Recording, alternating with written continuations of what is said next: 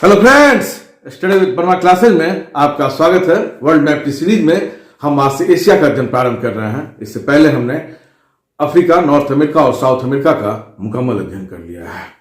दोस्तों, एशिया शब्द हिब्रू भाषा आसू से उत्पन्न हुआ है, जिसका अर्थ होता है उगता हुआ सूरज, और इसका तारतम्य आप एशिया में स्थित जापान के उगते हुए सूरज के साथ कर सकते हैं। दोस्तों, एशिया क्षेत्रफल की दृष्टि से सबसे बड़ा कॉन्टिनेंट है और ये पृथ्वी के कुल भूभाग का लगभग 30% हिस्से पर अपना कवर करती हैं। इसकी सीमाएं उत्तर में जहां आर्कटिक महासागर को स्पर्श करती हैं, तो दक्षिण में हिंद महासागर, तो पूर्व में प्रशांत महासागर को स्पर्श करती हैं। लेकिन पश्चिमी सीमा का निर्धारण मानव भूगोलवेत्ता के विवेक पर छोड़ दिया गया है। आज के सेगमेंट में हम पश्चिमी सीमा का भी अध्ययन करेंगे और इस बात का अवलोकन भी करेंगे कि क्यों पश्चिमी सीमा का निर्धारण भूगोलवेत्ता के विवेक पर छोड़ दिया गया है। इसकी व्यापकता इसके विविध आयाम में चस्पा होती हैं, जैसे कि जनसंख्या के दृष्टिकोण से भी एशिया सबसे बड़ा कॉन्टिनेंट है। यहाँ सबसे अधिक आबादी वाला देश चीन भी मिल जाएगा, तो सर्वाधिक जनसंख्या घनत्व वाला देश सिंगापुर भी मिल जाएगा। दोस्तों, यहाँ पर सबसे अधिक ऊंचाई पर स्थित पामीर का पठार भी है, तो सबसे गहराई में स्थित मैरियाना ट्रेंच भी है। सबसे अधिक बारिश वाला स्थान मानिसराम भी है, तो सबसे ठंडा वाला स्थान साइबेरिया का बारखिनोस्क भी है। दोस्तों, यहाँ सबसे बड़ी झील कैस्पियन सागर भी है, तो सबसे गहरी झील बेकावर झील भी है। तो चलिए दोस्तों, अध्ययन के रूप में हम एशिया की यात्रा को प्रारंभ करते हैं और हाँ, व्यापकता का सम्मान करते हुए हम इसे कई उपक्षेत्र में बांटते हुए इसका अध्ययन करेंगे। आइए दोस्तों, अब सबसे पहले हम इसकी पश्चिमी सीमा का ही अध्ययन करते हैं। देखिए दोस्तों, आप तीन साइड में इसका बंटवारा किस आधार पर कर लिया सहज रूप से, तो इसलिए कि ओशियन इसका बंटवारा कर रही थी यहाँ पर। तो ओशियन का एक गुण है, महासागर का एक गुण है कि वो सहजता के साथ महाद्वीप को अलग कर देती है, जबकि ऊपर में सी है। देखिए दोस्तों, आप एक थोड़ा सा एक अंतर को समझ जाइए। ओशियन, सी, इसके बाद आगे बढ़ेंगे लेक और खाड़ी, ये सब मिलेगा आपको। खाड़ी में दो होता है, बे और गल्फ। इसको थोड़ा इतना पहले समझ जाए तो आगे बढ़ेंगे। देखिए ओशियन क्या होगा, आप इसको लिखते हुए नोट्स में लिख भी लीजिएगा और समझते तो चलिए ही। ओशियन देखिए, ये बड़े पानी की पिंड है, आप लिख लें। थोड़ा थोड़ा अंतर है, एक बारीक अध्ययन है, इसको आप समझ जाइएगा तो भविष्य में आपको समझने में बहुत ईजी होगा। जैसे यहाँ पर इसकी जरूरत पड़ रही है, इसलिए हम इसको यहाँ पर समझा रहे हैं। ये बड़े पानी की पिंड है। ये देखिए, ये महाद्वीप, ये कई देशों की सीमा को स्पर्श करती है। एकदम सहज रूप में लिखा रहे हैं, आप समझते भी तुरंत समझ जाइएगा। कई देशों की सीमा को स्पर्श करती है, बिल्कुल सही है। तीसरा लिखिए, ये इंपॉर्टेंट पॉइंट है, ये महाद्वीपों को अलग करती हैं।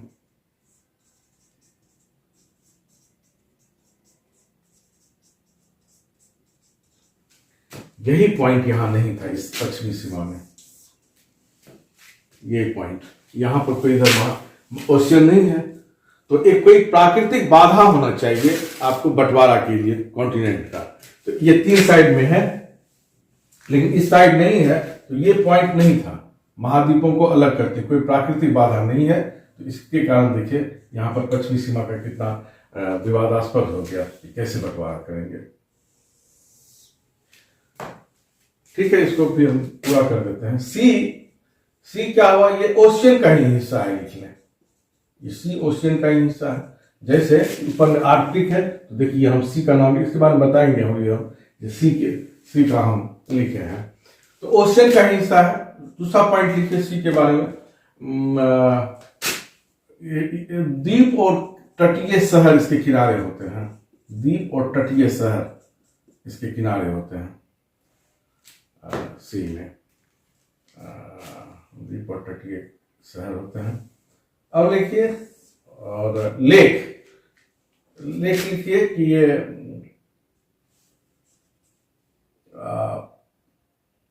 चारों तरफ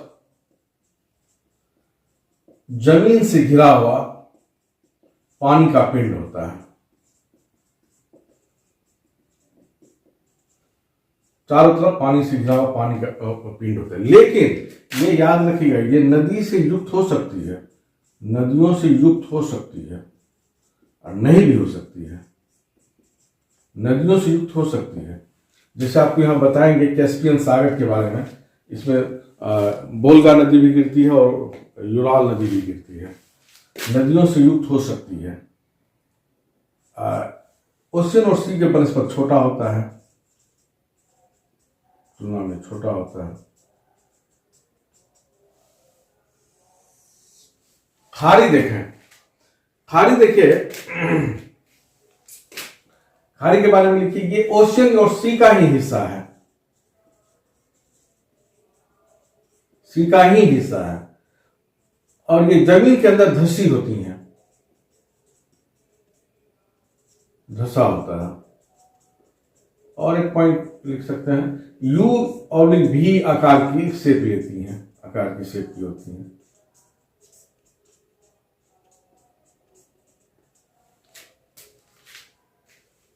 इसमें एक चीज और समझिए, इंग्लिश के लिए दो टर्म आएगा आपको, बे और गल्फ, लेकिन हिंदी में एक ही टर्म आता है, खाड़ी। तो ओशियन, सी और लेक, और ये चारों आप समझ गए, तो बारीकी से आप अंतर करना भी सीख गए ये क्या चीज है। तो ओशियन में देखिए, ये महाद्वीपों को अलग करती हैं। यहाँ पर अलग करने का कोई साधन नहीं है पश्चिमी भाग में, इसलिए यहाँ पर ये विवाद का विषय बन गया। तो आप इस परिभाषा से समझ गए। अब चलिए थोड़ा सा इसके बैक में, दोस्तों अभी आप ओशियन के परिभाषा से ये समझे कि आखिर ये क्यों पश्चिमी सीमा का निर्धारण में क्यों परेशानी है, क्योंकि यहाँ पर ओशियन अलग नहीं कर रहा है, जो कि 3 साइड अलग कर रहा है। तो आप उस परिभाषा से यही समझ गए। लेकिन अब आइए इसका कुछ और पृष्ठभूमि में, कि आज से अरबों साल पहले हमारा पृथ्वी कैसा था। तो आज से अरबों साल पहले जो अभी का जो आप 7 कॉन्टिनेंट और 4 महासागर को देख रहे हैं, ये एक कॉन्टिनेंट और एक महासागर हुआ करता था। तो कॉन्टिनेंट को कहते थे पेंजिया और ओशियन के भाग को कहते थे पैंथालासा। तो ये आपको परीक्षा में पूछ सकता है, ये पूछता है, आप इसको थोड़ा यहाँ पर समझिए, यहाँ समझना बहुत जरूरी है। और इसके अंदर पेंजिया होगा, ये भाग आपको पेंजिया कहलाता था, एक ही था, ये लिख लें आप, आपको परीक्षा में ये सब पूछता है। पेंजिया हो गया, आपको महाद्वीप लिख दीजिए, और ये पैंथालासा हो गया जो जलीय भाग है, पैंथालासा, ये जलीय भाग था। करोड़ों वर्ष बाद, ये तो अरबों वर्ष पहले, कुछ करोड़ों वर्षों के बाद ये पेंजिया जो है ये 2 भाग में टूट गया, 2 भाग में टूट गया। ऊपर वाला भाग जो हो गया वो अंगारा लैंड कहलाया, और नीचे वाला भाग जो हो गया वो गोंडवाना लैंड कहलाया। इसको क्या कहेंगे? अंगारा लैंड।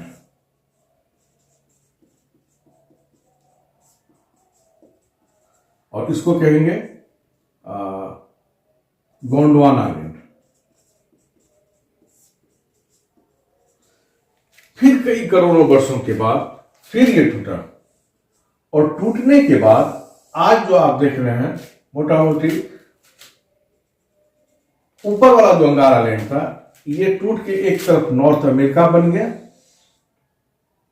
और एक तरफ यूरेशिया बन गया, और नीचे में साउथ अमेरिका बना, अफ्रीका बना, अंटार्कटिका बना और ऑस्ट्रेलिया बना। यहां पर लिख सकते हैं आप, ये हो गया आपको नॉर्थ अमेरिका, ये बन गया पार्ट यूरेशिया, ये हो गया साउथ अमेरिका, ये हो गया अफ्रीका, ये अंटार्कटिका और ये ऑस्ट्रेलिया। भारत की स्थिति थोड़ा भिन्न है। देखिए यहां पर इसको समझिए, इस पर क्वेश्चन कई बार पूछे गए हैं। भारत देखिए यहां पर है अभी, लेकिन शुरुआती दौर में गोंडवाना लैंड का भाग था, अफ्रीका से सटा हुआ था। प्लेट टेक्टोनिक्स के कारण ये उत्तर पूर्व की ओर खिसकता चला गया। तो अगर आपसे क्वेश्चन पूछेगा कि भारत किसका भाग है, तो याद रखिएगा गोंडवाना लैंड का। इसको आप नोट्स में लिख लें, भारत गोंडवाना लैंड का भाग होगा। थोड़ी सी स्थिति इसकी भिन्न है का भाग, क्योंकि वहां से आया है ये, अफ्रीका से कट के निकला है। तो भारत ये याद रखिएगा, ये पूछता है परीक्षा में किसका भाग है, तो गोंडवाना रेंज का भाग है।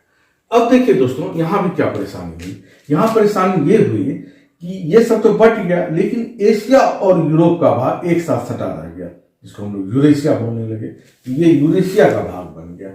और यहाँ पर तो 3 साइड इसको अलग कर रहा है महासागर, लेकिन चौथा साइड अलग करने के लिए कोई प्राकृतिक बाधा इस तरह से दृष्टिगोचर नहीं होती है, जो कि सहज रूप से इसको आप अलग कर दें। तो ये यूरेशिया का भाग बन गया। यही कारण है कि पश्चिमी सीमा का निर्धारण अलग अलग भूगोलवेत्ता अपने अपने ढंग से करते हैं, अपने अपने दृष्टि से करते हैं। तो चलिए दोस्तों, हम भी इस पश्चिमी सीमा का किस तरह निर्धारण करें इसको और समझते हैं। लेकिन आप यहाँ पर मोटा मोटी ये तो समझ गए कि क्यों दिक्कत हो रही है पश्चिमी सीमा का निर्धारण करने में। तो इसको पहले मिटा देते हैं, इसके बाद आगे बढ़ते हैं। देखिए दोस्तों, ये तो हम समझ गए ये यूरेशिया का भाग है और इस कोई सहज दिखाई नहीं पड़ रही है प्राकृतिक बाधा। तो भूगोलवेत्ता कैसे कैसे किए हैं, इसको बंटवारा कैसे किए हैं। आप एटलस निकाल के देखें, आपको ऊपर में सी मिलेगा। यहां से देखिए, यहां अलास्का का ये भाग हो गया, अलास्का है। यहां उसके ऊपर ब्यूफोर्ट सी मिलेगा। इसके बाद देखिएगा चुप्पी सागर मिलेगा। इसके बाद ईस्ट साइबेरियन सी, तब लेप्टिव सी, तब कारा सी मिलेगा। इसके बाद भी है बैरेंट सी है, बैफिन बे है और ब्यूफोर्ट सी है। हम कारा सी को गौर से देखिए, यहीं से एक प्राकृतिक बाधा मिलेगी। लेकिन दोस्तों, यहाँ पर हम एक चीज बताना चाहेंगे, इसको अवश्य आप क्रम याद कर लीजिएगा। आप यूपीएससी का पुराना क्वेश्चन देखिएगा, इसके क्रम पर कई बार क्वेश्चन पूछे गए हैं।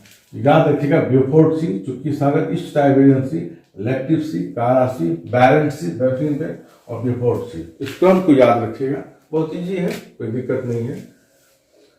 आप कारा सी के पास देखिएगा, एक आपको यहां पर यूराल माउंटेन निकलेगा। इसको हम कहीं मिटा देते हैं समझने के लिए। आप एटलस निकाल के देखिए, यहां तो मोटा मोटा डायग्राम बना है। देखिए, कारासी के पास से आपको एक निकलेगा यूराल माउंटेन।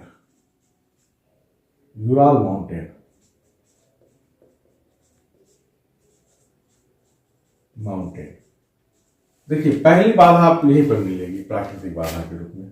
इसी यूराल माउंटेन के बाद से आपको एक यूराल नदी निकलेगी। इसको लिख लें, ये यूराल माउंटेन हो गया, ये यूराल नदी हो गया। यूराल नदी आगे जाके कैस्पियन सागर में गिर जाती है। तो आप यहां पर मोटा मोटी देखेंगे, कैस्पियन सागर आपको मिलेगा। इससे कैस्पियन सागर मिल जाएगा।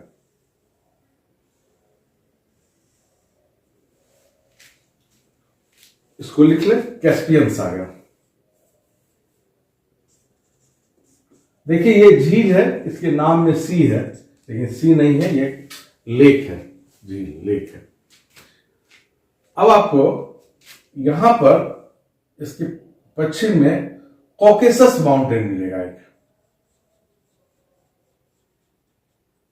Caucasus mountain. देखिए, हम प्राकृतिक जो बाधा है उसको बना रहे हैं पहले, और तब हम समझ जाएंगे कि यूरेशिया को कैसे इस प्राकृतिक बाधा से हम बांटते हैं। तो ये हो गया दोस्तों, ये तो हो गया कैस्पियन सी, ये हो गया कॉकेसस माउंटेन।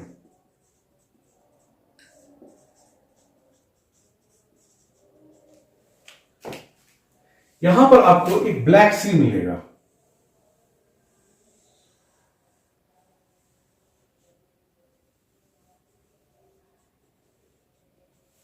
ब्लैक सी अच्छा से समझिए दोस्तों, एक बार फैक्ट को समझ जाइएगा, आपको कहीं दिक्कत नहीं होगा। ब्लैक सी के बाद देखिएगा दोस्तों, आपको यहां पर बॉस्फोरस स्ट्रेट मिलेगा। इसको बड़ा करके बना रहे हैं, इतना बड़ा नहीं मिलेगा आपको एटलस में। बॉस्फोरस स्ट्रेट, इसको आप लिख लें ब्लैक सी।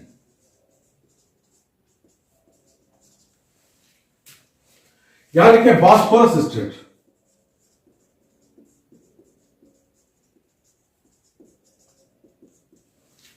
थोड़ा आगे जाएंगे तो आपको यहां पर मिलेगा मरमरा सी।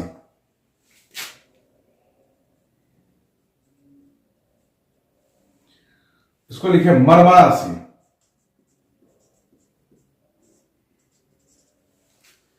इसके बाद फिर निकलेंगे तो आपको एक मिलेगा डार्डेनल्स स्ट्रेट।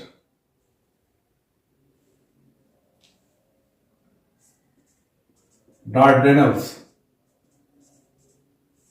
स्ट्रेट। डार्डेनल्स स्ट्रेट के बाद आपको मिलेगा दोस्तों एजियन सी।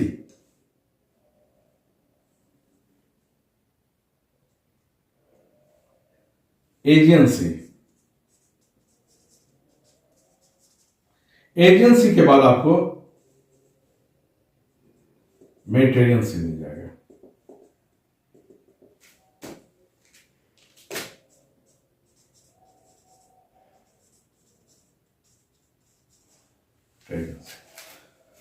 तो दोस्तों हम फिर से इसको रिवीजन कर देते हैं। कारा सी के पास ऊपर में आप पहले तो ये बताया कि इस क्रम को जरूर याद रखिएगा, कई बार इस पर सवाल पूछे गए हैं। अब जब आपको कारा सी मिलेगा, क्रम बता भी देते हैं, हमारी आवाज सुनिए। बेफोर्ड सी, चुक्की सागर, ईस्ट साइबेरियन सी, लेफ्टिव सी, कारा सी। इसके बाद में मिलेगा बैरेंट सी, क्रम के लिए याद रखिएगा। बैरेंट सी, फिर पृथ्वी गोल है तो फिर बेफोर्ड सी जो अलास्का वाला भाग है यहां आ जाएगा इसे। तो कारा सी के पास देखिएगा यूराल माउंटेन मिलेगा। यूराल माउंटेन से यूराल नदी निकलती है वो मिलेगा, और कैस्पियन सागर मिलती है। यहां पर फिर आपको देखिएगा कॉकेसस माउंटेन मिलेगा। इसके बाद ब्लैक सी, ब्लैक सी के बाद बॉस्फोरस स्ट्रेट मिलेगा, तो मरमरा सी मिलेगा। मरमरा सी के बाद डार्डेनल्स स्ट्रेट मिलेगा, तब एजियन सी मिलेगा, तब मेडिटेरियन सी मिलेगा, भूमध्य सागर। तो ये प्राकृतिक आपको बाधा मिलेगी, और इसी आधार पर हम लोग अपने यूरेशिया का बंटवारा किया है, यूरोप में और एशिया में पश्चिमी सीमा का। चूंकि भूगोलवेत्ता का अपना अपना दृष्टिकोण है, अपना अपना नजरिया है, तो इस कारण अलग अलग ये आपको मिलेगा कि इस देश को इसमें शामिल कर लेते हैं, इस देश को इसमें शामिल कर लेते हैं। देखिए दिक्कत कहाँ होती है? दिक्कत होती है जब यूराल माउंटेन बढ़ती है तो यहां पर रूस बढ़ जाता है, यहां पर रूस बढ़ जाएगा। इधर भी रूस आ गया, इधर भी रूस आ गया। अब रूस को किसमें काउंट किया जाएगा? एशिया या यूरोप में। इसके बाद आइए, ये पहला हो गया। अच्छा से समझिए दोस्तों, बार बार हम बोल रहे हैं, फैक्ट्स को पहली बार में ही अगर समझ गए तो बहुत इजी रहता है। दूसरा देखिए दोस्तों, यहां कजाक मिलेगा। कजाक, यूराल नदी दोनों को बांट देती है। इधर भी कजाक मिलेगा, यूराल नदी की इस तरफ भी कजाक मिलेगा। तो फिर विवाद का विषय रह गया कि कजाक को आकर किस कॉन्टिनेंट में शामिल करेंगे, यूरोप में या एशिया में। ठीक, तीसरा पर यहां पर आइए, कॉकेसस माउंटेन में 3 देश आते हैं। ये नाम लिख लीजिए, क्वेश्चन में पूछा है कि कॉकेसस माउंटेन, कॉकेशियन कंट्री में कितने देश आते हैं, या कॉकेसस माउंटेन में कितने देश आते हैं? तो याद रखिएगा 3 देश आते हैं। ये सब क्वेश्चन पूछा हुआ है। फैक्ट्स को आप अच्छे समझ जाइएगा तो आप ऐसा समझिए कि जब आप पढ़ने बैठते हैं तो आप परीक्षा हॉल में जाएंगे, कोई डायरेक्ट क्वेश्चन आपको, ऐसा नहीं है कि सारा का सारा डायरेक्ट क्वेश्चन मिल जाएगा। बहुत कम डायरेक्ट क्वेश्चन मिलेगा कि आप यहाँ पढ़ें वही डायरेक्ट क्वेश्चन आपको वहां पूछते हैं। आप इसलिए फैक्ट्स को समझिए, क्वेश्चन ट्विस्ट मिल जाएगा आपको, लेकिन फैक्ट्स को आप समझे रहिएगा तो आप वहां पर जवाब दे दीजिएगा एग्जामिनेशन हॉल में। तो कॉकेसस माउंटेन में 3 देश है, कौन सब है? पहला लिखिए जॉर्जिया, दूसरा लिखिए अजरबैजान, और तीसरा लिखिए अर्मीनिया। तो यहां पर आपको 3 देश मिलेगा। इसमें गौर कीजिएगा, जॉर्जिया जो है ये यहां पर है, ब्लैक सी के साथ अटैच होता है जॉर्जिया, जॉर्जिया, और कैस्पियन सी के साथ अजरबैजान अटैच होता है, अजरबैजान।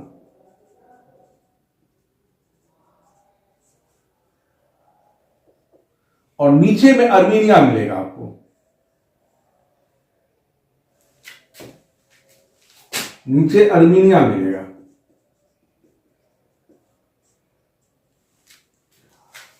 तो कैस्पियन और ब्लैक सी के बीच जो कॉकेसस माउंटेन है, इसमें 3 देश आएंगे, जॉर्जिया, अजरबैजान और अर्मीनिया। जॉर्जिया ब्लैक सी के साथ अटैच हो रहा है, अजरबैजान कैस्पियन सी के साथ अटैच हो रहा है। अर्मीनिया में कोई दिक्कत नहीं है, अर्मीनिया को आप एशिया में रख लेंगे, लेकिन ये दोनों देश विवाद का विषय बन जाता है कि आखिर इसको किसमें शामिल किया जाए। तो 3 और 4 ये 3 नंबर जो विवाद का विषय बन रहा है उसका हम नंबरिंग कर रहे हैं। रूस बंटवारे में दिक्कत हो रही है, दोनों तरफ है। कजाक दोनों तरफ है, बंटवारे में दिक्कत हो रही है। तीसरा जॉर्जिया और चौथा अजरबैजान किसमें शामिल करेंगे। कॉकेसस बंटवारा कर रहा है ऊपर और नीचे, यूरोप में करेंगे या एशिया में करेंगे। अर्मीनिया में तो कोई दिक्कत नहीं है, अर्मीनिया को आप मान लें एशिया में। 3 और 4 फिर ब्लैक सी में आते हैं। ब्लैक सी के बाद जाके देखिएगा यहाँ पर टर्की आपको मिलेगा। इतना टर्की बहुत बड़ा है।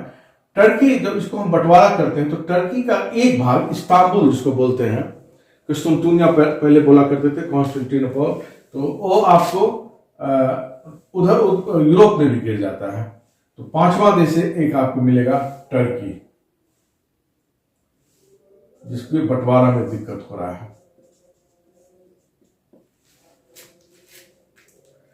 तो इन 5 देश को आप इंटरकॉन्टिनेंटल देश भी बोल सकते हैं। आप यहां पहले लिख लें, आगे चलेंगे तब। इंटरकॉन्टिनेंटल क्या हुआ, अंतर महाद्वीपीय देश जो कि 2 महादेश में स्थित हो।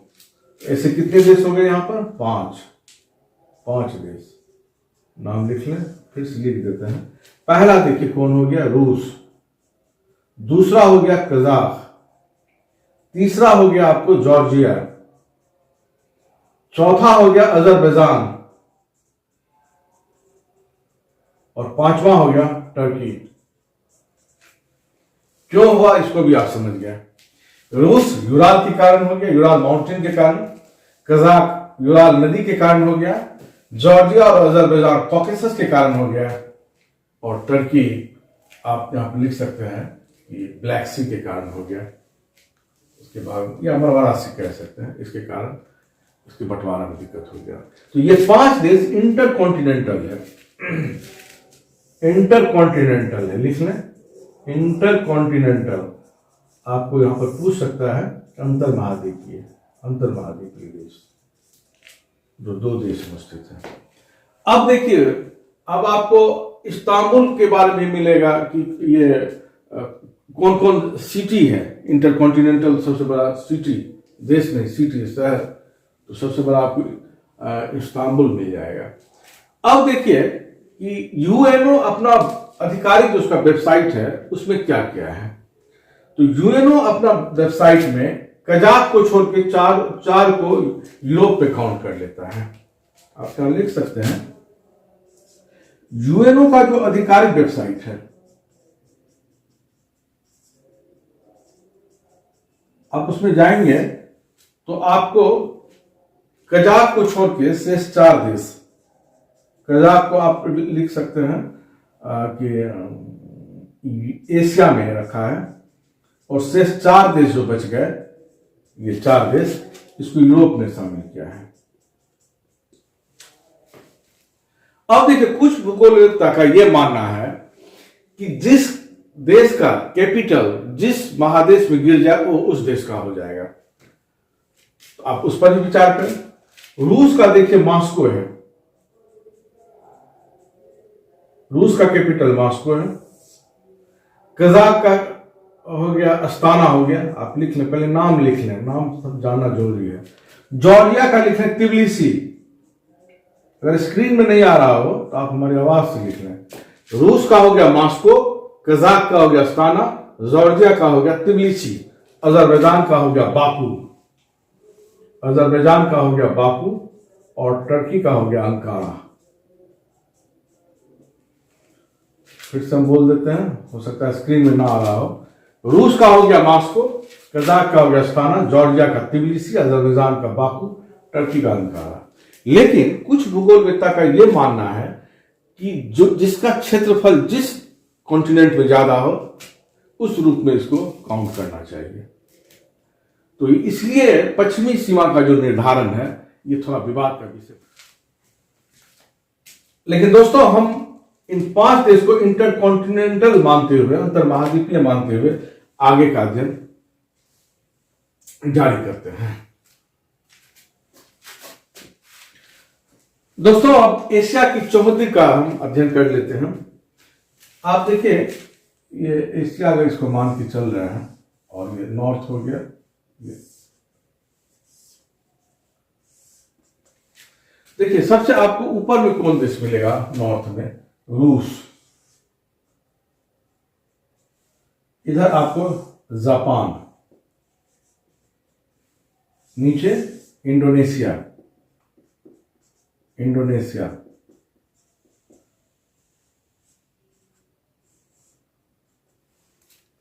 और इधर टर्की। टर्की और साइप्रस में थोड़ा ये रहता है, 1 डिग्री का अंतर है, लेकिन टर्की आप याद रखिएगा। लेकिन कैपिटल में अलग हो जाएगा। कैपिटल में देखिए मॉस्को यूरोप में गिर जाता है, इसलिए कैपिटल में याद रखिएगा अस्ताना हो जाएगा सबसे नॉर्थ में।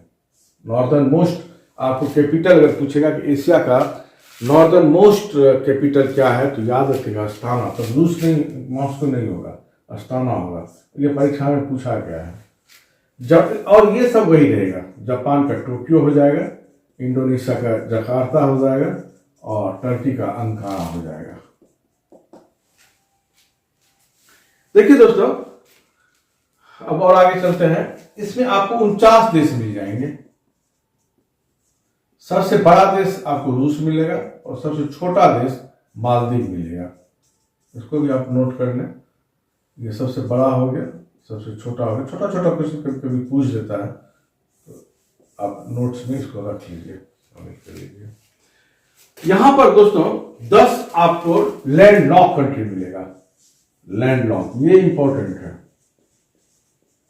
लैंड लॉक कंट्री आप ऊपर शीर्षक देखिए, नोट्स में लिखे हैं 10 लैंड। एशिया में कितने लैंड लॉक कंट्री है? 10।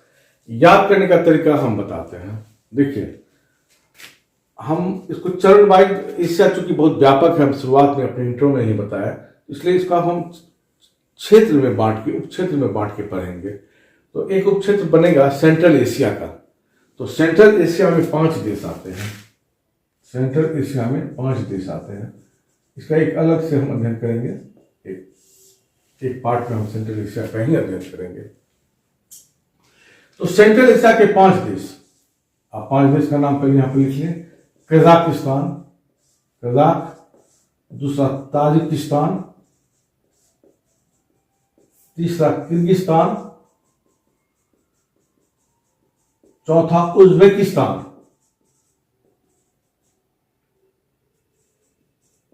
पांचवा तुर्कमेनिस्तान। ये सेंट्रल एशिया के 5 देश हो गए। ये पांचों के पांचों देश लैंड लॉक हैं। इसके बारे में पूरा डिटेल पढ़ेंगे।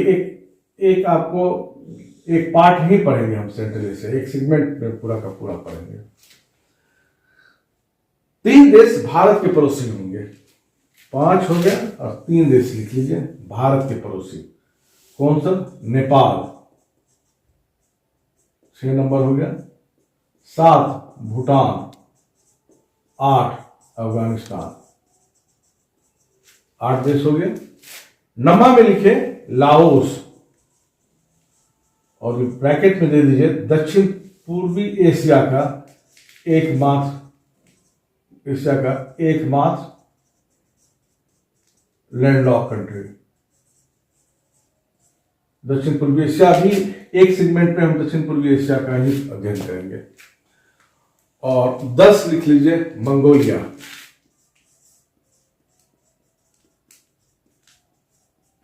10 क्वेश्चन, 10 देश हो गए आपको लैंड लॉक कंट्री। देखिए, इसमें कुछ और क्वेश्चन बनता है। पहला, दुनिया का सबसे बड़ा लैंड लॉक कंट्री कौन है? तो कजाक है, याद रखिएगा। कजाक वर्ल्ड का, आप नोट्स में अच्छा से लिखते चलिएगा, वर्ल्ड का सबसे बड़ा लैंड लॉक कंट्री है। और सेकेंड मंगोलिया, है, याद रखिएगा। मंगोलिया वर्ल्ड का सबसे बड़ा लैंड लॉक कंट्री है। वर्ल्ड का सबसे बड़ा,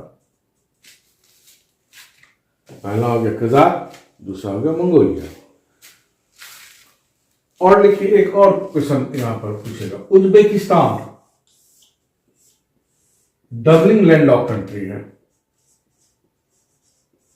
दोहरे स्थलबद्ध देश।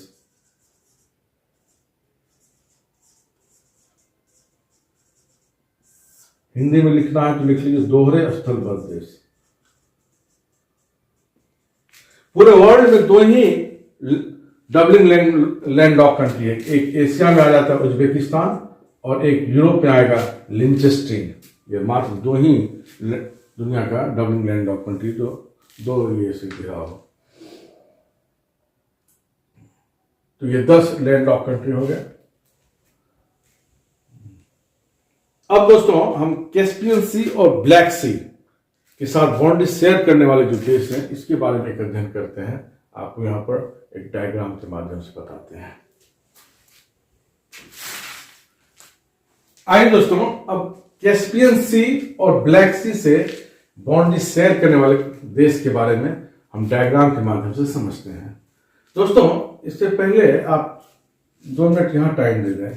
आपको कभी कभी ब्लैक सी से भूमध्य सागर मेडिटेरियन सी कैसे जाएंगे इसके बारे में भी आपको क्वेश्चन दे देगा। तो आप हम पिछले सेगमेंट में बताए हैं, लेकिन आपको हम फिर से एक बार रिविजन करा देते हैं। देखिए, ब्लैक सी से आप जब जैसे ही निकलिएगा, ब्लैक सी से हम यहाँ पर आपको लिख देते हैं। ब्लैक सी से जैसे ही निकलिएगा आपको तुरंत मिलेगा बॉस्फोरस स्ट्रेट। इसको याद रखिएगा, बॉस्फोरस स्ट्रेट।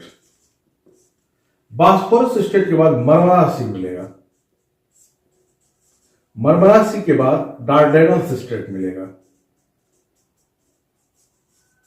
डार्डेनल स्ट्रेट के बाद एजियन सी मिलेगा। इसके बाद आपको मेडिटेरियन सी मिलेगा, मेडिटेरियन सी, जिसको भूमध्य सागर कहते हैं। तो ये क्रम याद रखिएगा। आपको ब्लैक सी से मेडिटेरियन सी कैसे जाएंगे, इस पर कई तरह के क्वेश्चन आपको मिलेगा। इसलिए फैक्ट को समझे रहिएगा, तो कोई भी क्वेश्चन रहेगा तो आप बना दीजिएगा। ब्लैक सी, बॉस्फोरस स्ट्रेट, मरमरा सी, डार्डेनल सी, एजियन सी और मेडिटेरियन सी। ब्लैक सी पर भी यहां पर आप देखिएगा एक एजोव सी मिलेगा ऊपर में, एजोव सी। यहां भी एजोव सी लिख दीजिए। इसके बारे में पूछेगा कि आपको कौन स्टेट्स को ये करता है, अलग करता है। तो स्टेट ऑफ कर्च याद रखिएगा, state of charge, state of charge. यहां भी आपको 2 स्टेट मिला, एक बॉस्फोरस स्टेट मरमरा सी में जाने के लिए, एजियन सी में जाने के लिए डार्डेनल्स स्टेट। ये क्रम से याद रखिएगा। स्टेट ऑफ कर्च, इस पर क्वेश्चन पूछेगा एजोव सी से। तो चलिए दोस्तों, अब इसको समझते हैं। सबसे पहले आप इधर देखिए ब्लैक सी के बारे में। ब्लैक सी में आपको देखिएगा, हम बताया अभी आपको जस्ट कि यहां पर कॉकेसस जो माउंटेन है, कॉकेसस माउंटेन, यहां पर 3 देश आपको मिलेगा। एक मिलेगा जॉर्जिया। जॉर्जिया का बाउंड्री इसके साथ अटैच होता है, ब्लैक सी के साथ। और अजरबैजान का कैस्पियन के साथ होता है, ये पहले ही बता चुके हैं। और अर्मीनिया जो नीचे में है, अजरबैजान हो गया, जिसका राजधानी बाकू है। बहुत पेट्रोल है यहाँ पर बाकू में, सेंट्रल एशिया जब पढ़ाएंगे तो बताएंगे इसमें। अर्मीनिया में, यहाँ अर्मीनिया का बाउंड्री ना इससे अटैच होता है ना इससे टच होता है, ना ब्लैक सी से ना ये अर्मीनिया। जॉर्जिया का इससे हो रहा है ब्लैक सी से, अजरबैजान का कैस्पियन सी के साथ हो रहा है। ये कॉकेसस। एक चीज और यहाँ पर नोट कर लें दोस्तों, कॉकेसस माउंटेन का सबसे ऊंची चोटी पूछता है माउंट एल्ब्रूज, याद रखिएगा। और ये भी याद रखिएगा, ये यूरोप की सबसे ऊंची चोटी है। आप लिख लें नोट्स में, कॉकेसस माउंटेन का सबसे ऊंची चोटी कौन है। ये क्वेश्चन पूछा हुआ है अब यार, माउंट एल्ब्रूज, एल्ब्रूज। और इसके बारे में लिखिए, ये यूरोप का सबसे ऊंची चोटी है।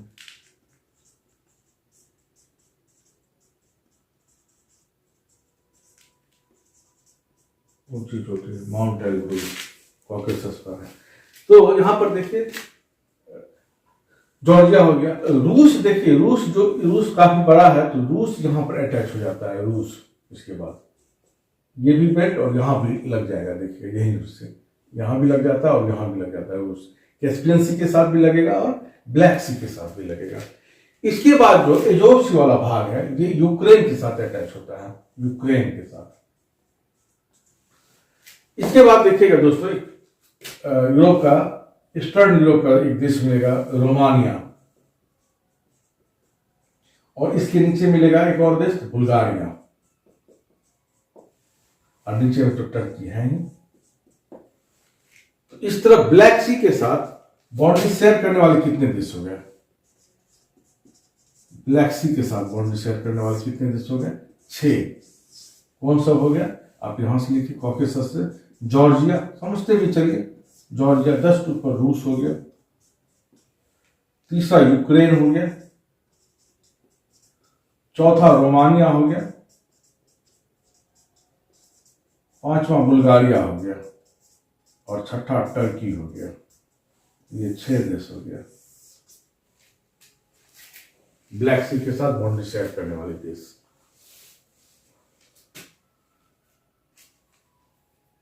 हम एक शॉर्ट्स में आपको ये बताए थे कि आप इसको ऐसे भी शॉर्ट ट्रिक के लिए, लेकिन वो आप समझ जाइए, वो ज्यादा बेहतर है। फिर भी हम बता देते हैं आपको। बर्गर टी, बर्गर के साथ चाय का हम कॉम्बिनेशन एक बनाए थे। टी की बी से हो गया बुल्गारिया, यू से हो गया यूक्रेन, बुल्गारिया यहाँ हो गया, यू से यूक्रेन हो गया, आर से रोमानिया हो गया, जीई से जॉर्जिया हो गया, आर से रूस हो गया, और टी जो चाय बता रहे थे इससे टर्की हो गया। आपको 6 देश का मिल जाएगा, बुल्गारिया, यूक्रेन, रोमानिया, जॉर्जिया, रूस और टर्की, 6 देश हो गया। लेकिन आप इसको ये दिमाग में बिठाने का प्रयास कीजिए, ये बेहतर है, तो फैक्ट को समझे रहिएगा। अब आइए दोस्तों, कैस्पियन के साथ बाउंड्री शेयर करने वाले देश। देखिए, ये हम बताए ही थे कि ऊपर में यूराल माउंटेन है जो रूस को 2 भाग में बांट देती है, और उसके बाद यूराल नदी निकलती है, यूराल नदी, ये कजाक को 2 भाग में बांट देती है। तो कजाक इधर भी चला जाता है और इधर भी आ जाता है। तो ये बाउंड्री यहाँ पर शेयर करती है कैस्पियन के साथ। तो आप यहाँ पर लिख लें, कैस्पियन सी के साथ बाउंड्री शेयर करने वाले देश, कैस्पियन सी के साथ 5 हैं। देखिए, पहला हो गया कजाक, दूसरा देखिए सेंट्रल एशिया का आपको मिलेगा, आपको तुर्कमेनिस्तान, तो लिख लीजिए तुर्कमेनिस्तान। तीसरा आपको मिलेगा ईरान, नीचे में ईरान आ जाएगा।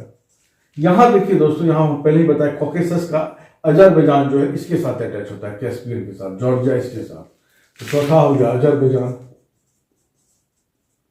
और 5वां तो यहां पर आ ही गया रूस। यही रूस इधर भी लग जाता है, रूस।